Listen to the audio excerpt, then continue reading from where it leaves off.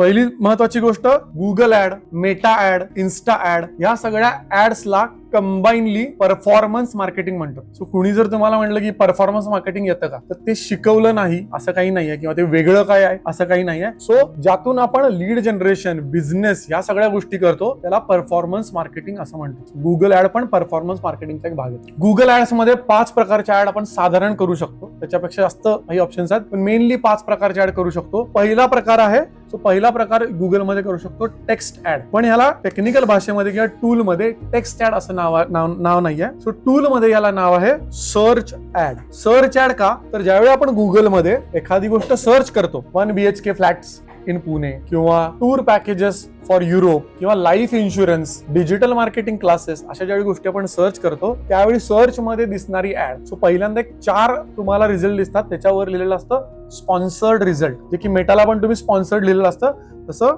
गुगलला पण sponsored result दिसतं. सो इथं जर तुम्ही चेक केलं, आपण सर्च केलंय युरोप टूर पॅकेजेस, तुम्हाला 4 रिझल्ट दिसत आहेत जे की स्पॉन्सर्ड आहेत आणि त्याच्यानंतर नॉन स्पॉन्सर्ड ज्याला आपण ऑर्गॅनिक म्हणतो. सो टेक्निकल भाषेमध्ये याला ऑर्गॅनिक आणि इनऑर्गॅनिक असं म्हणू शकतो. सो ऑर्गॅनिक म्हणजे फ्री, इनऑर्गॅनिक म्हणजे पेड. सो जे आपण पेड ऍड शिकतोय आता किंवा इनऑर्गॅनिक ऍड शिकतोय त्या तुम्हाला स्पॉन्सर्ड म्हणून दिसतं.